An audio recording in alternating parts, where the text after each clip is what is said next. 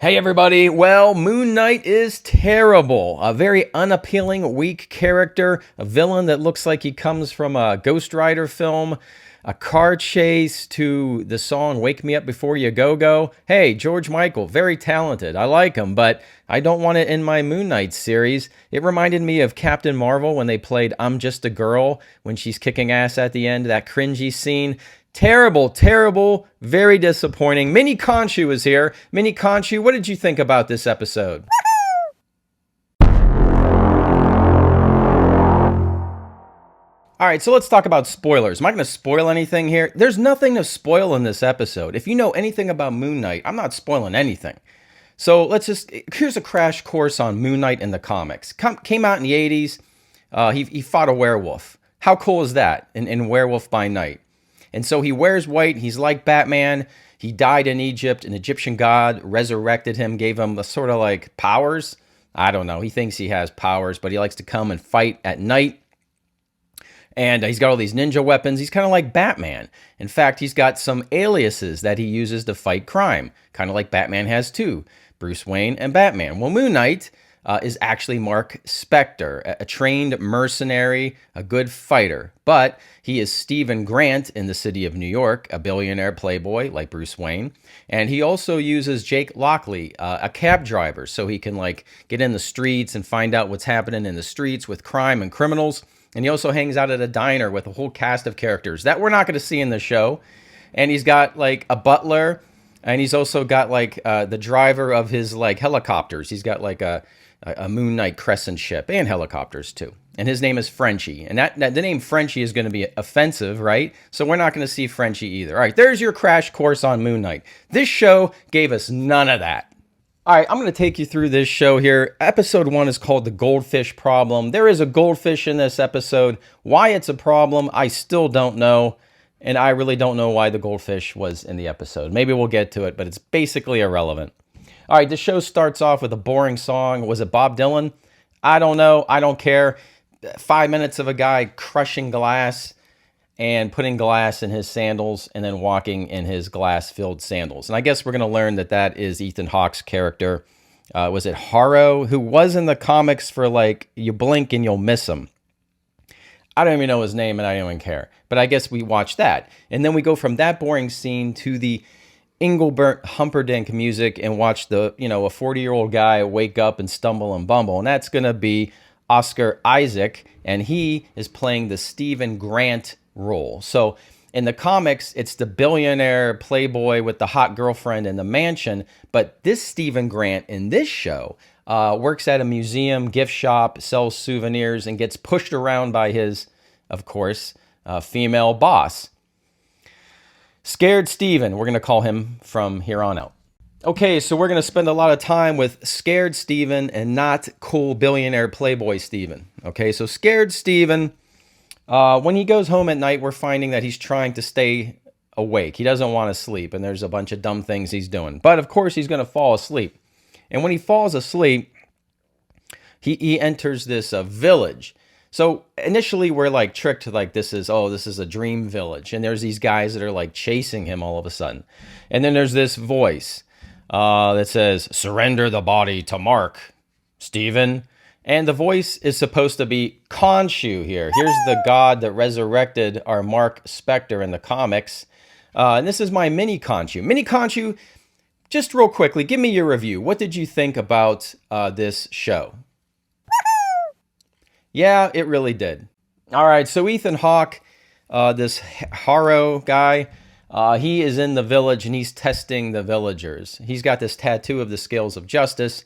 He grabs one villager. Are you worthy of going to heaven or something? And then nothing happens. Okay, you're worthy. Grabs a lady. Are you worthy? And then his scale on his little forearm here turns red and she's not worthy and she like evaporates. He steals her soul or something. So Ethan Hawke is going to be a vessel for an Egyptian god. So this is Konshu. This is the god that supports our Moon Knight character, our hero. And I thought he was the god of the moon or yeah, something like that.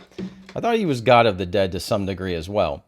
And then we're going to have Ethan Hawke that is basically a vessel for another Egyptian god called Amet, who judges people and steals people's souls if they're not worthy. Kind of like Anubis, actually. It's basically Anubis.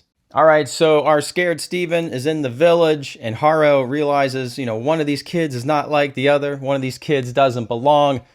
You don't belong here, and you have a golden scarab, a little gold bug, and I want the golden scarab. And then our scared Stephen is trying to give him the scarab because he wants out of here because he's scared, but he can't give him the scarab. And then there's a big chase.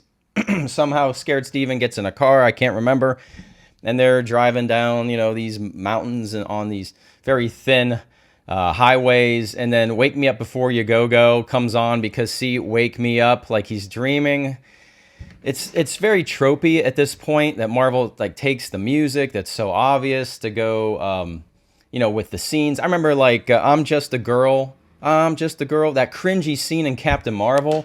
Oh, the Marvel formula is still here, unfortunately. It sucks. And anytime, so you'll see these bad guys trying to attack our scared Stephen, and just when they're about to get him, he'll black out real quick, and then they'll show that the people are dead.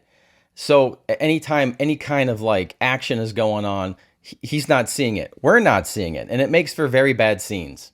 And throughout all of these scenes, we have this voice that just reminds me of the Venom movie. When Venom is talking to Eddie Brock, it's like, "Give me the scarab, Steven." It sounds just like Venom. It's ridiculous.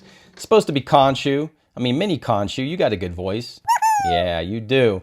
But, this voice is just obnoxious. The Konshu is just so bad. I'm sorry, I don't like it. It's just so bad, so bad, so bad. So anyway, our scared Stephen, I guess, does wake up. He's back in his apartment, and he notices his goldfish grew back a fin. And I have no idea why that's important. He also goes on a date. The date was supposed to be for Friday. He thought it was Friday, but he actually realizes, because the date is mad on the phone as he's sitting at the dinner table waiting for his date, that it's Sunday. So his dream was actually not a dream. It was real. And he can't remember the weekend, really. Okay, so scared Stephen continues to be scared. He goes back to work. He gets yelled at by his boss. Finally, he says, "Give me a minute, lady." Finally, scared Stephen grows a pair. And as he's walking around, he runs into Haro. So the guy from his Not a Dream went to the museum, and then Haro begins to give him a lot of exposition on Egyptian gods. I represent Amet, and I think he represents somebody else. And then he judges scared Stephen. He touches scared Stephen, and the scales go a certain way where Ethan Hawke says, "Oh, there's great chaos in you." And then he just lets scared Stephen go, walks away. Later that night, scared Stephen is at the museum. Things get creepy. It's about time, and this demon is starting to scare scared Stephen and chase him around. And Stephen's in the bathroom, and then he hears this other voice, this American voice. Oh, by the way, our scared Stephen the whole time has an English accent. Not a very good English accent. Forgot to mention that. But the other voice, this new voice, is Mark Spector, and that's the mercenary side of him. And it's talking to scared Stephen let me out, let me out. You got to let me in here. If you let me in here, I'll fight this creature chasing you around the museum. So, magic happens, and all of a sudden we have Moon Knight appearing, sort of. He's visible, kind of, for a second. And then Moon Knight is beating this demon in the bathroom, and cut. End of episode. So you get basically 30 seconds of Moon Knight. It's just so bad. He's beating this demon. Frankly, if this was the comics, that demon should have been a werewolf. I don't know. Why don't we have werewolves in the first episode of Moon Knight? All right, for those of you who are still with me and made it this long, congratulations. I certainly thank you. Mini Konshu thanks you. Yeah, there you go. So this was a boring 50 minutes. We watched this unlikable character just stumble and bumble around. I guess they're not going for the Bruce Wayne Batman Moon Knight. They're going for the Bruce Banner is a weakling, and then there's this Hulk out there version of Moon Knight. And I hate it. It sucks. It's not working. It's not interesting. It's not intriguing. If they're trying to make a mystery here of what's a dream, what's not a dream, what are the voices, it doesn't work. It's not interesting in the least bit. The villains, There's villain. I guess we're going to assume Haro is a villain, right? Because he enters like a villain. He does everything tropey. He doesn't look like he belongs in a modern Marvel movie or show. Yeah, I guess he does look like he belongs in Disney Plus. But he doesn't look like he should belong in a modern movie. He looks like something out of the Ghost Rider movies, you know, from 10 years ago. Terrible, terrible, terrible. Oscar Isaac with the British accent, it doesn't work for me. I don't think the dialogue was that great. And honestly, I don't think the acting was that great here. I mean, he's just acting crazy. Look at me acting crazy in English. The music choices in this episode suck. They're trying to be artistic and it's failing. So I guess I'd have to blame the direction here. I don't see anything of note as far as the direction. There's the lack of suspense, the total lack of action. They're trying to be artsy again. See, oh, he blacks out, so there is no action. He doesn't see the action. He only sees the results, like the bodies, and then he gets scared. I have to watch your show for 50 minutes. You have to entertain me. This was not entertaining, all right? It was a chore to watch. The most important thing here is Mini Konshu wants to read your comments. Please. All right, we want to read your comments. Mini Konshu will respond, I promise you, to all the comments. Let me know what you think. Yes, this is one episode, but my God, do I have a bad feeling about this season in this series. This is the wrong direction. I was not entertained, and damn it, Moon Knight is like my favorite character in Marvel. So there you go. It's just terrible. Let me know what you guys think. Am I off base? Am I being hyperbolic or honest or somewhere in between? So leave your comments. If you like this video, please consider giving it a like so others can see this video so YouTube doesn't bury it like it often does. Comment like, hey, and if you want to hear me bitch for another 10 weeks, you gotta subscribe because I'm going nowhere. All right? Very disappointing day. Tomorrow we have Picard and Halo. Yay! The fun continues. Everybody have a great day, a great week. I will see you very soon. I will see you on the news. Say goodbye, Mini Konshu.